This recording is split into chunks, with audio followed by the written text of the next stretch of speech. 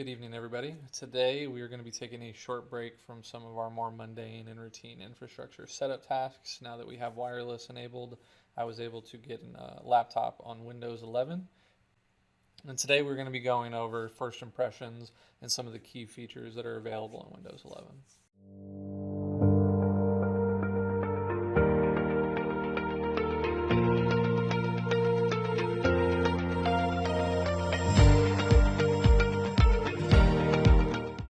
So the first thing most people are going to notice is the UI is very, very different. It's actually very clean, it's sleek, it's minimal, and there's some key differences, like your taskbar is centered by default over here.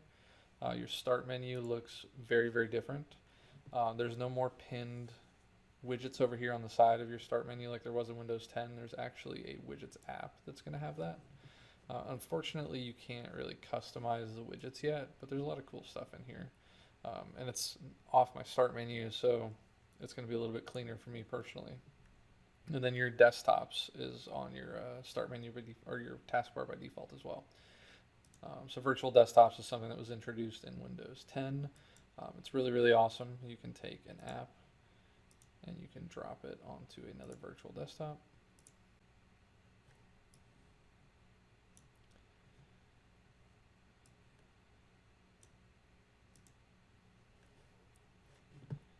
And it's a good way to keep your workspaces clean. For me, I work on a couple different clients, so if I set up my virtual desktops to be able to have each client's resources in a specific environment without overlapping, so I really, really like the virtual desktop feature. Another cool thing is that the Microsoft Store is, here we go, the Microsoft Store can run Windows apps. It also is integrated with the Xbox Store now, and it's also integrated with the Amazon Fire Android Store. It isn't integrated yet with the Google Play Store, but from what I've read, that's going to be introduced in the testing phases later at the end of 2021. So let's go over some of the key things that I think so far with my first impression. I've been using this for a couple hours. It is going to make Windows 11 better.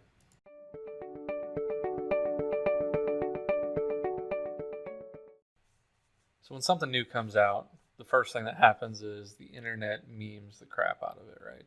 And one of the big things with Windows 11 that everybody's talking about is the hardware requirements and how a lot of older systems that are, even just 2 or 3 years old do not support Windows 11. And there's a really good reason for that. So Microsoft is a giant in the market, and because of that, it likes to basically force the market, and that isn't always a bad thing. So for this particular instance, they're requiring 8th Gen Plus Intel processors before you can run Windows 11 for it to be supported, and that is going to be because of the Spectre vulnerability.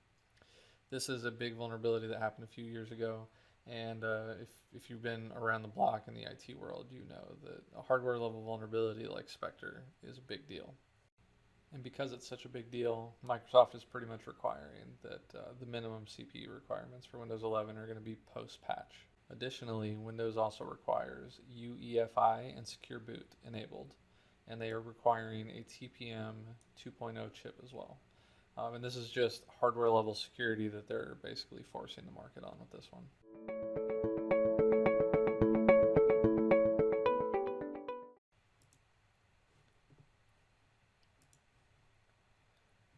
So the Windows Security app is a lot like the later versions of Windows 10, but it does, from an initial glance, looks like there's better integration. So if we go into the virus and threat protection, we can manage a lot of settings: real-time protection, cloud protection, sample submissions, tamper protection, and it's going to be using the TPM chip to leverage a lot of that stuff. We can also do controlled folder access. So I turned this on, especially with the ransomware and data recovery. I linked it to my OneDrive so that in the event of ransomware, it can restore my files. There's also built-in identity protection, Windows Hello, if you're familiar with that. Microsoft is heavily moving towards passwordless sign-in. So Windows Hello is heavily integrated into this. And then I really like the dynamic lock feature. So I paired this with my phone, and the second that I step away and it gets out of Bluetooth range, it locks my computer automatically for me. Additionally, we can use reputation-based browsing protection. smart screen, app blocking, isolated browsing is pretty awesome. And then we have exploit protection. So we have a lot of this stuff turned on by default in here. We didn't have to do a whole lot of configuration to get these things set up. And then as part of the virus and threat protection settings and the ransomware protection settings, we have protected folders. And in here we can stop applications from installing things inside of these folders without permission. And Camtasia was installed so that I could record this video, and it would not even let Camtasia access my documents folder without my permission. So I had to actually whitelist this on a case-by-case basis.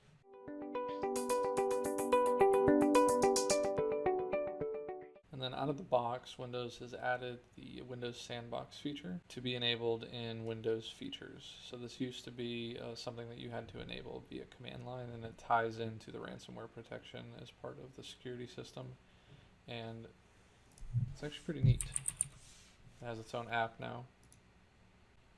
It has its own app, and it creates an isolated environment that's virtualized where it can execute files outside of the operating system to see if anything is going to be behaving abnormally. And this is going to be leveraging one of the features that is on by default in Windows 11 that is not on by default in Windows 10, which is going to be Virtualization Based Security.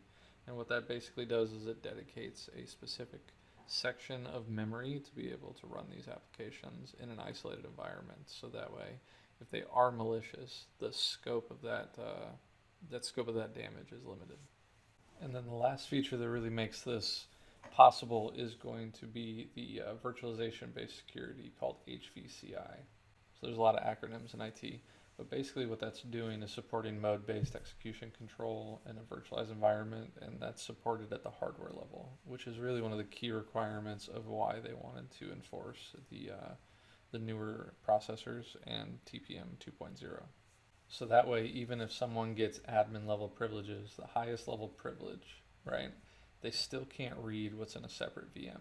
It's the exact same premise as to how the cloud works today. So you can be on a hardware machine with malicious code, and you cannot read coded data across the VM. So it's the same exact technology that they're using for the cloud, but basically they're trying to get it shrunk down for Windows 11.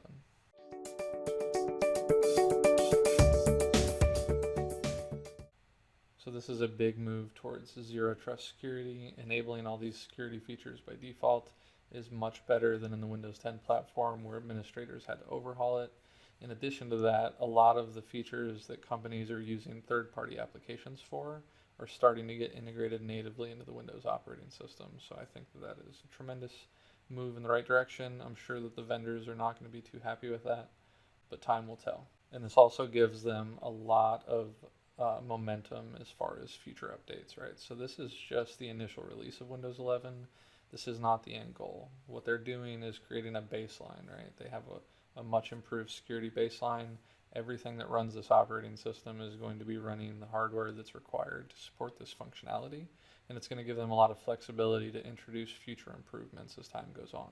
So, we've had Windows 10 for several years now, and a lot of improvements have happened over the years.